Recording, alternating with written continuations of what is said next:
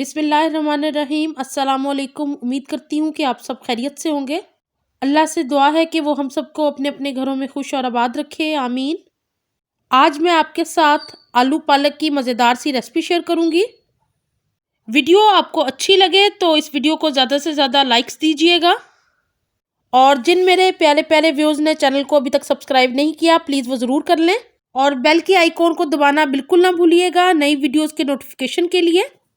तो चलिए बनाना शुरू करते हैं इस मज़ेदार सी आलू पालक की रेसिपी को। यहाँ मैंने हाफ कप ऑयल शामिल कर दिया है, और अब मैं इसके अंदर 2 बारीक स्लाइस में कटे हुए प्याज शामिल कर रही हूँ। प्याज को मैंने 2 मिनट तक फ्राई करना है। जब तक इसका गोल्डन कलर नहीं हो जाता तो तकरीबन 2 मिनट लगेंगे, और प्याज हमारा बेहतरीन सा गोल्डन कलर का तैयार हो जाएगा। प्याज बहुत अच्छे से गोल्डन हो गया है। अब मैंने इसके अंदर 1 टेबलस्पून भर के लहसुन अदरक शामिल कर दिया है, और इसको भी फ्राई कर लेंगे। लहसुन को मैंने भून लिया था। अब मैं मसाले शामिल कर रही हूँ। धनिया और लाल मिर्च 1 टेबलस्पून, नमक ½ टीस्पून, और हल्दी मैंने 1/4 टीस्पून शामिल की है, और इनको भी प्याज के साथ मैं फ्राई कर लूँगी ताकि मसाले हमारे अच्छे से पक जाएं। 1 मिनट तक मसालों को मैंने भून लिया था। अब मैं यहाँ पे 4 टेबलस्पून दही के शामिल कर दिए हैं। इससे पालक का बहुत ही क्रीमी सा टेक्सचर आएगा और बहुत ही मज़े की पालक तैयार होगी। तो इसको भी भून लेते हैं।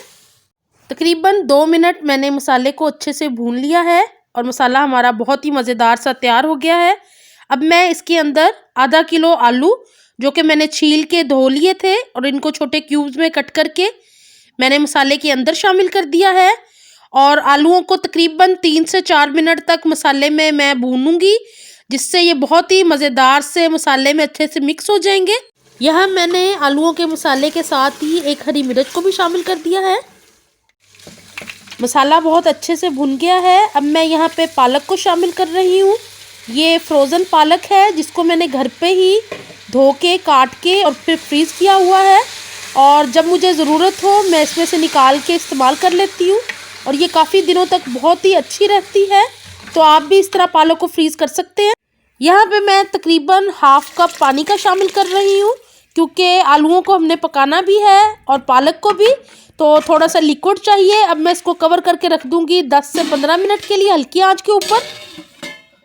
तकरीबन 10 मिनट हो गए हैं पालक को पकते हुए। यहाँ पे पानी बिल्कुल ड्राई हो गया है आलू पालक का। ये देख लें, ऑयल बाहर निकल आया है। तकरीबन 3 से 4 मिनट मैंने इसको खुला ही पकाया था मीडियम आंच के ऊपर, और ऑयल बाहर निकल आया है। आलू पालक बहुत अच्छे से भुन गई है हमारी। तो अब इसको डिश आउट कर लेते हैं मज़ेदार सी आलू पालक को। मज़ेदार सी आलू पालक को मैंने सर्व कर दिया है। मुझे उम्मीद है कि आपको मेरी ये आसान सी रेसिपी बहुत अच्छी लगेगी, और आप इसको घर में ज़रूर ट्राई करेंगे। आप इसको रोटी या पराठे के साथ एंजॉय करिएगा। बॉइल्ड राइस के साथ तो ये बहुत ही मज़ेदार लगती है। तो ज़रूर टेस्ट कीजिएगा इसके साथ।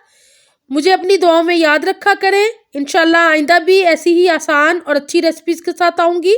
अपना बहुत ख्याल रखिएगा। अल्लाह हाफिज़।